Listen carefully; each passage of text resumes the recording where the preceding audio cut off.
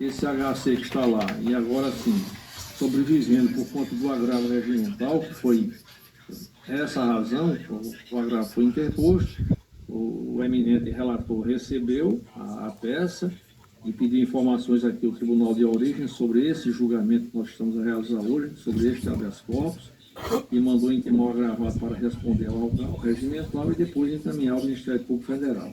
Eu estou entendendo aqui que, tal qual o eminente relator, e o voto dele foi longo, nem precisaria adicionar nada, e não estou fazendo, é só um reforço prévio ao decreto que está aqui nos autos. Eu entendo, tal qual Sua Excelência, que subsiste sim os fundamentos da decretação, e a motivação está bem latente. Eu estou acompanhando o relator, senhor presidente. Jornalista Bota. Senhor presidente, cumprimentando os eminentes advogados, eu recebi também memoriais, o meu chefe de gabinete, que ontem eu estava na ESMA, num evento, participando do evento, mas deixou comigo e passou para mim pelo WhatsApp. E hoje de manhã estive conversando com os advogados, e eles, inclusive, trouxeram, pelo menos, uma primeira impressão que tive, de que, na verdade, os outros crimes tinham sido decotados. Eu até cheguei a indagar dos advogados. Bom, então se já tem esse fato novo, quer dizer, uma série de outros crimes não foram recepcionados pelo juiz que recebeu a denúncia, ele recebeu parcialmente. Nesse caso, você deve ter provocado ele para falar sobre. Já provocamos, mas não teve ainda resposta.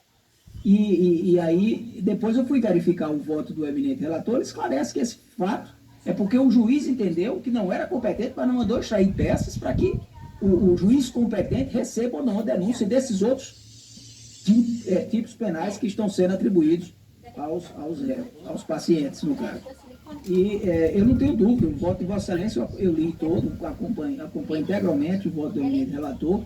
O juiz justifica, sim, está fundamentada o decreto prisional, e agora o juiz que decretou foi o juiz da segunda vara da infância, deverá analisar o pedido que está no primeiro grau, formulado, aguardando a decisão do juiz do primeiro grau, para que analise agora essa questão sobre essa ótica, de que como ele recebeu a denúncia apenas com base nos crimes do ECA, se efetivamente ainda persistem os motivos para o decreto prisional. Isso vai ser analisado ainda no primeiro grau.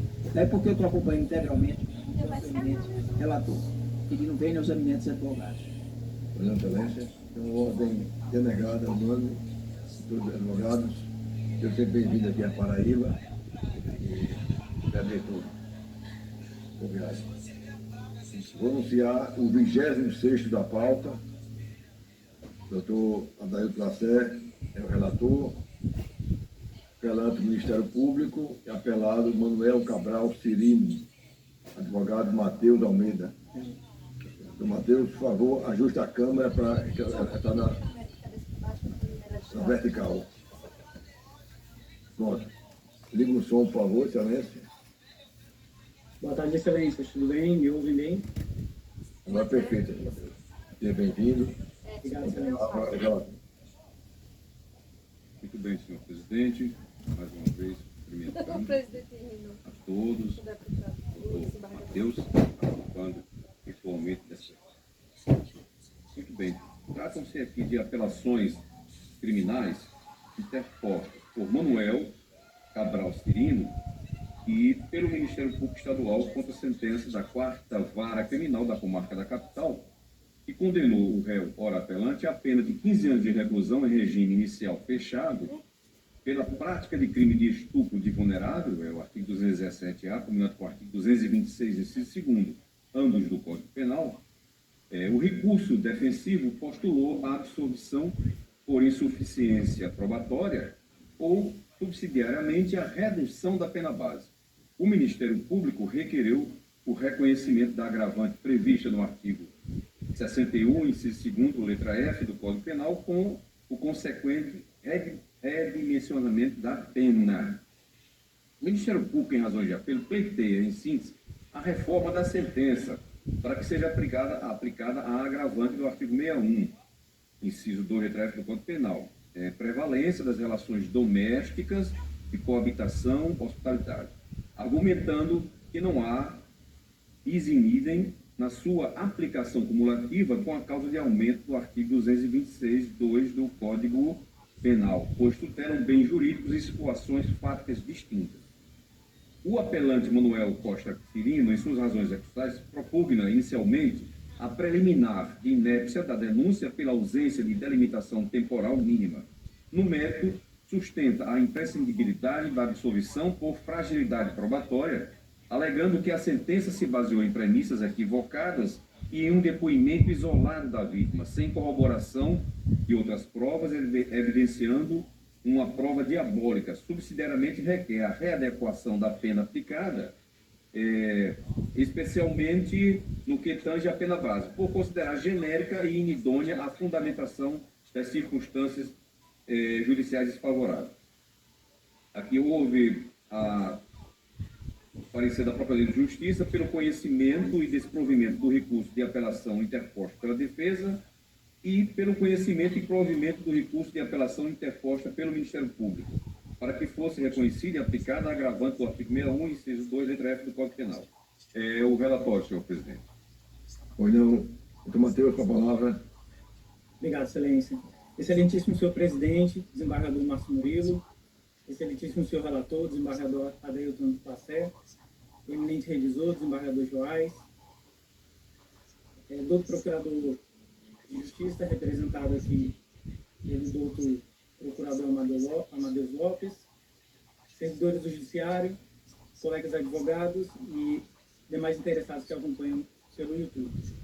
Excelências, antes de iniciar aqui, esse recurso apelatório trata estritamente de mérito, no tocante à prova.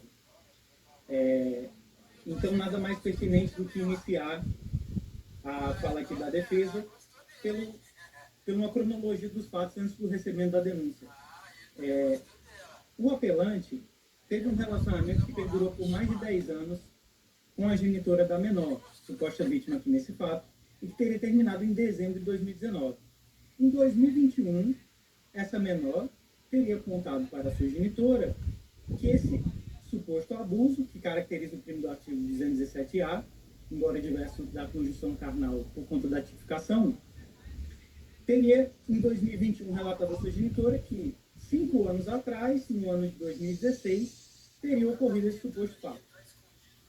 Aqui na delegacia, excelência, fica claro o depoimento da genitora, que foi o que deu início à instauração desse inquérito. Foi no ano de 2021, abro aspas aqui, tomou conhecimento, através da própria filha, de que a filha tinha sido abusada sexualmente.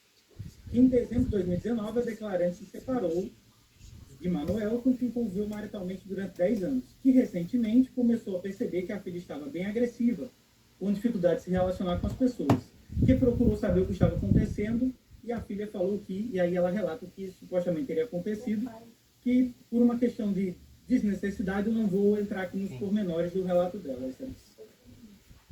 O que insta a frisar, desembargador Adailton, é que no relato policial aqui da genitora, fica claro, quando ela diz que recentemente começou a perceber que sua filha estava bem agressiva e com dificuldade de se relacionar com as pessoas. Ou seja, recentemente, no ano de 2021. Nesse relato da vítima, conforme falado aqui, ela teria alegado que 5 anos atrás, ou seja, no ano de 2016, quando na época tinha 10 anos de idade, esse fato teria ocorrido uma única vez nesse dia, dentro de um período de 10 anos de relacionamento que teve o ora apelante com a genitora da menor, e ela não saberia dizer qual foi o dia, o mês ou a época do ano aproximada desse fato. Então, aqui, excelências, analisando a prova produzida na instrução e também o que embasou a sentença condenatória, desembargador Joás, nós temos aqui que, como é sabido pela jurisprudência, inclusive dos tribunais superiores, a palavra da vítima nesses casos tem sim uma especial relevância. Contudo, o mesmo entendimento se aplica no sentido de que a palavra da vítima deve ser corroborada por outros meios de prova. Que aqui, no caso, excelências, nós entendemos que, no sentido da defesa, não existe nenhum meio de prova a corroborar esse relato. Conforme frisado, essa prova já é enfraquecida pelo tempo do relato em relação a quando a suposta conduta teria acontecido, ou seja, um lapso temporal de 5 anos, no qual a vítima não sabe precisar nem o dia, nem o mês, nem a época do ano aproximado. Então, qual foi a prova de corroboração que a sentença adotou para justificar o ato condenatório de 15 anos de reclusão em regime fechado? Eu abro aspas aqui para a sentença, excelências, porque ela é muito, muito simples nesse ponto, até simplista, eu diria. A palavra da vítima teria sido corroborada. Eu abro aspas aqui para a sentença. Alega a defesa que o lapso temporal desde a época do fato traz fragilidade à prova, conforme aleguei aqui na sustentação. Quanto a essa alegação, o depoimento da mãe foi muito claro ao narrar que há bastante tempo vem notando um comportamento estranho da filha, inclusive com aversão ao toque de pessoas do sexo masculino, até mesmo um avô ou irmão. Excelências, esse depoimento da genitora, que foi utilizado para corroborar a condenação, foi contraditório, conforme eu li aqui, com o depoimento da genitora prestado na própria esfera policial, quando ela disse que, recentemente, no ano de 2021, havia notado essas supostas mudanças de comportamento.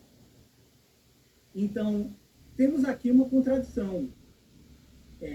E essa contradição, ela se torna ainda mais grave, tendo em vista que a sentença se baseia aqui também no depoimento da tia, que foi ouvido durante a instrução.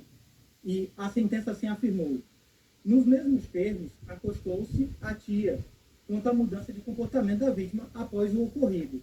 Contudo, excelências, nós temos aqui que a sentença acabou cometendo aqui um erro de fato gravíssimo, podendo levar, inclusive, como é o caso, no sentido da defesa aqui, com todas as vezes, do erro judiciário.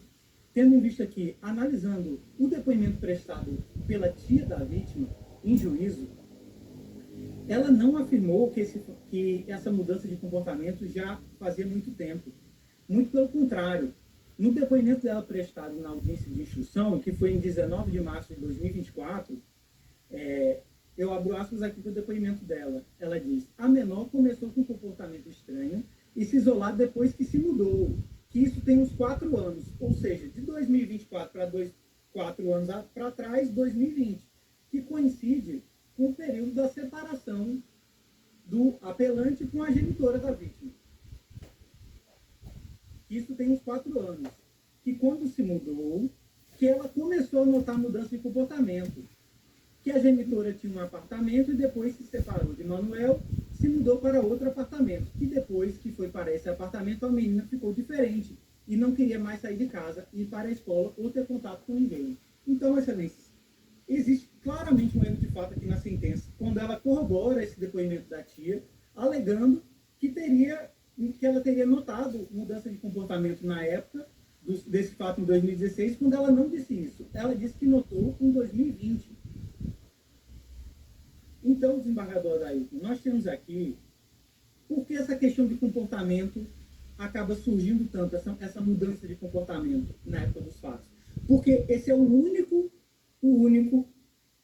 única prova de corroboração que a sentença traz para dizer que a palavra da vítima foi corroborada por algum meio de prova. Porque não existe nenhum outro meio de prova, excelências, para corroborar com esse relato. E a sentença, de igual modo, excelências, ela entrou em omissão manifesta quando não sequer se manifestou sobre a prova produzida pela defesa, que foi extremamente relevante. Primeiro, é fundamental frisar que o réu negou peremptoriamente essa acusação. É um cidadão primário de bons antecedentes, pai de 3 filhos, com 44 anos de idade, informou que sempre tratou a menor como se fosse sua filha. Esse fato também foi afirmado pelas testemunhas de defesa, que não ficava sozinho com ela, porque nesse período desse ano, ele trabalhava fora de manhã e de tarde, que o término do relacionamento foi conturbado, que a genitora da menor queria voltar para ele, contudo, ele acabou constituindo outra família, inclusive com filhos. A filha do réu, do apelante, que foi ouvida, e que tinha convivência fim de semana com a vítima, com a menor, informou claramente no seu depoimento que jamais percebeu qualquer comportamento estranho, sinal de abuso, que a convivência era harmoniosa e respeitosa, que ele era respeitoso com todos os sobrinhos e sobrinhas que eram menores, O mesmo foi relatado pelo vizinho Edivaldo, que ninguém na época notou qualquer tipo de mudança.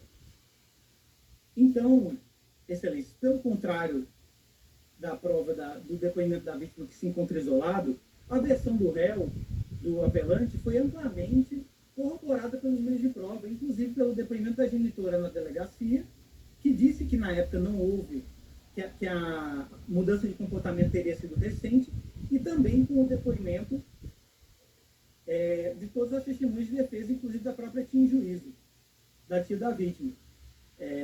Então, Excelências, nós chegamos a uma conclusão aqui pela total e completa ausência de provas, tendo em vista que uma condenação num crime dessa magnitude, desembargador Joás, repito, é uma pena de 15 anos de reclusão em regime fechado, com base em um relato afirmando que esse suposto fato teria ocorrido há 5 anos, sem nenhuma prova de corroboração, sem provas de que teria havido sequer uma mudança de comportamento na época dos fatos. Então, Excelências, conforme eu frisei, essa questão da mudança de comportamento poderia ser um detalhe, mas nesse caso é o único meio de corroboração que a sentença traz.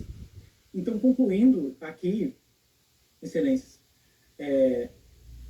desembargador Adailton, foi um fato apurado 5 anos após o suposto ocorrido, não sabe precisar o dia, o mês, a época do ano aproximada.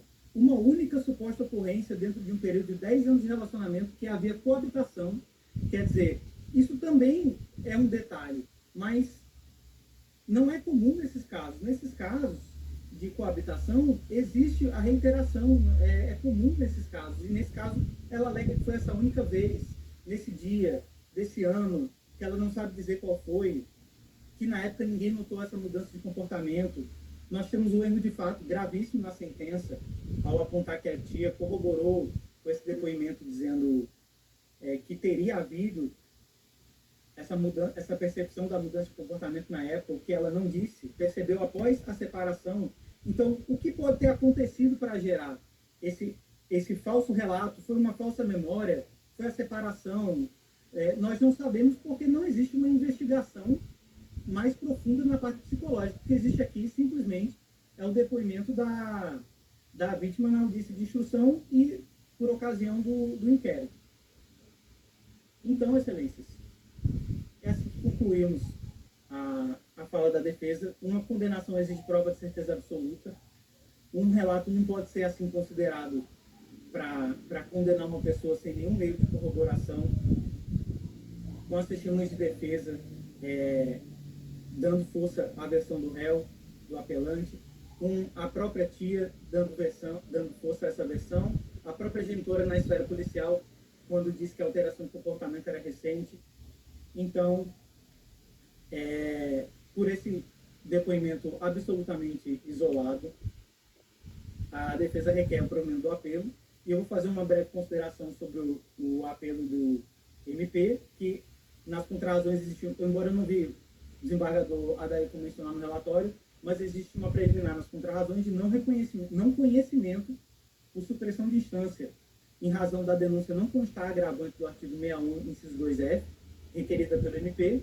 Esse pedido é subsidiário, no caso a defesa conseguiu o provimento da apelação, ele fica prejudicado, mas apenas por debate jurídico, trazemos aqui que essa capitulação, essa agravante genérica, não constou na denúncia, não constou na sentença, e o Ministério Público pediu essa agravante na apelação diretamente, de modo que não foi debatida, não foi requerido em nenhum momento nas instâncias ordinárias. Por essa razão, requer o não conhecimento do apelo, e novamente frisamos no provimento do apelo defensivo para absolver o réu, o apelante, em homenagem ao princípio indúbio pro réu. É o que se requer, Excelência. Relator, eu gosto de acompanhar os processos, e aqui eu vi que é da 4ª Vara Criminal. Meu irmão era juiz da 3ª Vara Criminal.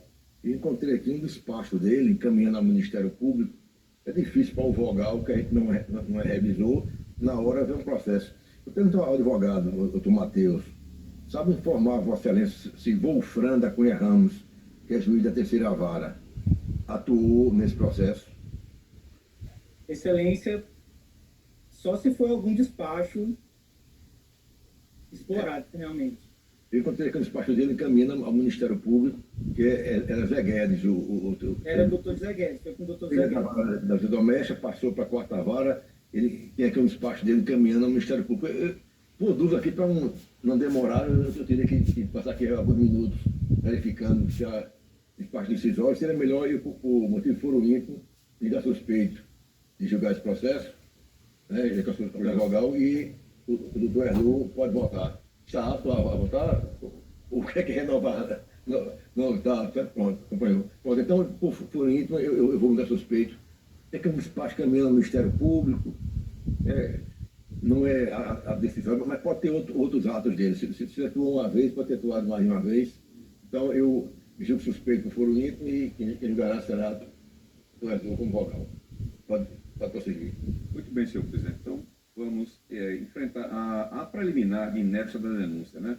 Ele processa a preliminar. A defesa sustenta que a menção genérica de que os fatos ocorreram, aspas, no ano de 2016, sem especificar o dia ou o mês, impossibilitou o pleno exercício do direito à ampla defesa, especialmente no tocante à produção da prova negativa, aspas, configurando uma prova diabólica. Muito bem. Analisando o caso, vê-se que todo momento é fundado destacar que a defesa, de fato, exerceu amplamente seu direito ao contraditório e ampla defesa. O apelante apresentou resposta à acusação, arrolou testemunhas, participou ativamente de toda a fase de instrução processual, questionando as provas produzidas e apresentando seus próprios elementos defensivos. Tal participação demonstra que, a despeito da ausência da data precisa da denúncia, não houve prejuízo concreto à sua defesa. A ausência de prejuízo é um pilar da teoria das nulidades processuais penais, conforme, né, o princípio do pars delictis sans greve. Por essas razões, a preliminar deve ser rejeitada. E aqui eu junto também decisão da quinta turma do STJ a respeito. Passo então a enfrentar o mérito. Bom, pleito absolutório. Superada essa liminar, vamos à análise do mérito. O apelante, ele pleiteia sua absolvição por alegada insuficiência probatória, sob o argumento de que a condenação se baseou em um depoimento isolado da vítima e não corroborado por outras provas e que a sentença teria se utilizado de premissas equivocadas.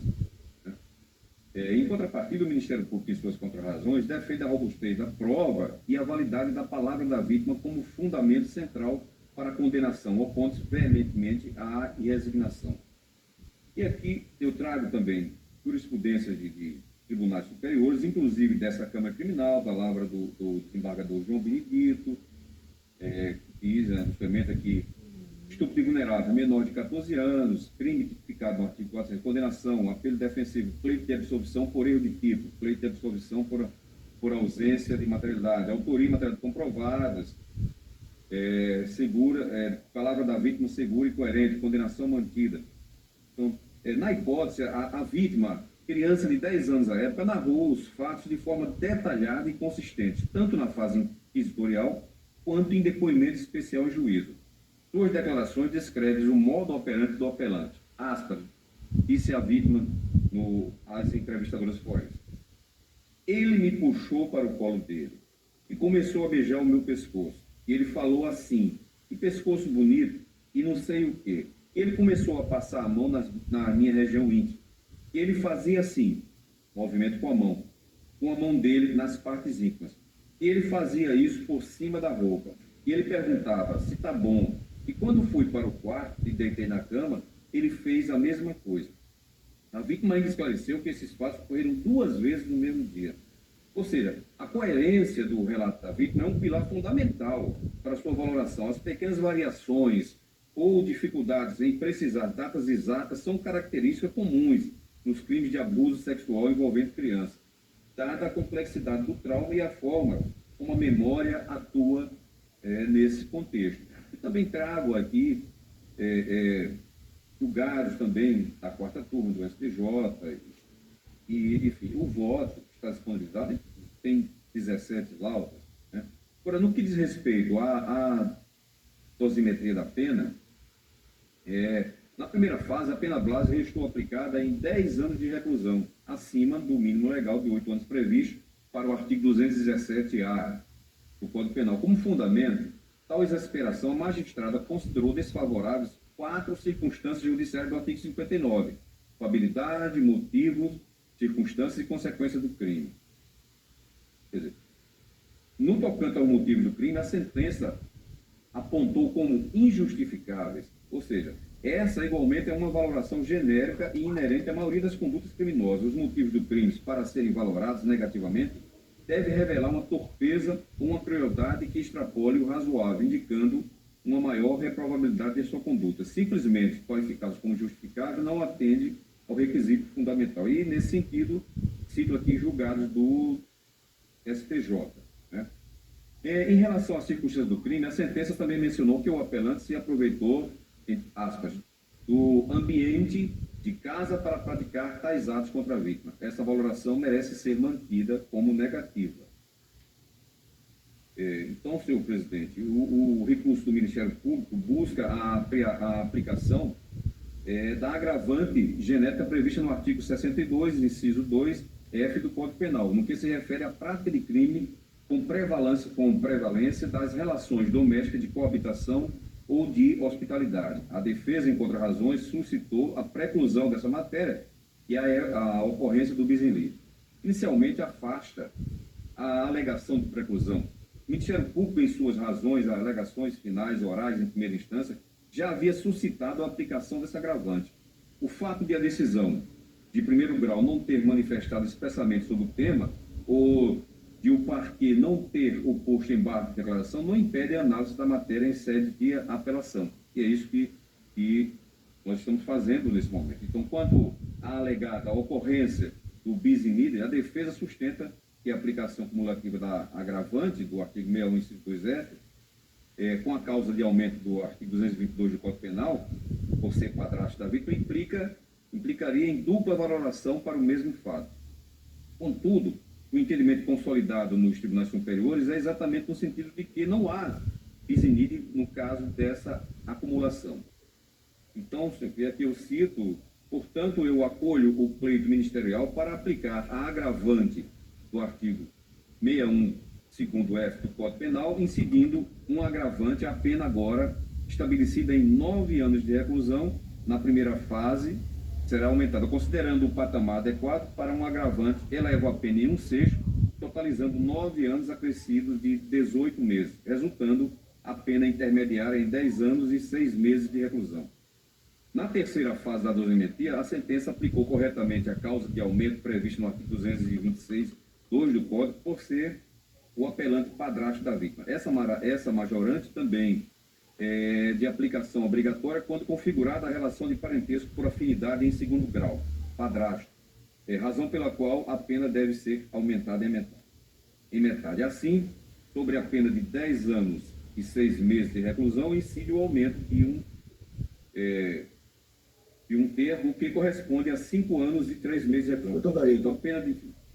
O voto aqui está presente, Vossa Excelência, os colegas, eu pelo menos estou dando aqui já o voto. Já está lá. Em relação à dosimetria, nós pulamos já essa parte. Se tiver alguma dúvida, a gente debate. Muito bem, senhor. Se for dosimetria aqui de... Então, já partindo para o final, eu rejeitando a preliminar no momento do provimento ao recurso do Ministério Público e provimento ao recurso do apelante para manter a pena em 15 anos e 9 meses de reclusão. É como voto. E vendo o eminente advogado, eu também cheguei à mesma conclusão. Inclusive, eu procurei uma motivação para justificar essa demora da criança, mas, inclusive, o relator traz no seu voto decisões mostrando que esse fato por si só não justifica, ou seja, não justifica, vamos dizer, o enfraquecimento da fala da menor, que foi segura e foi coerente das suas falas. Eu estou mantendo a condenação e acompanho integralmente o voto do relator. Também acompanhei o voto aqui e concordo integralmente. Excelência, só uma questão de ordem que eu não entendi. Eu confesso que me pareceu que foi provimento parcial, mas o desembargador Adailton falou desprovimento. Aí, Parcial do recurso do réu e provimento do recurso do Ministério Público. entendi. Agora entendi. Obrigado, senhor. Foi a preliminar rejeitada e deu provimento parcial,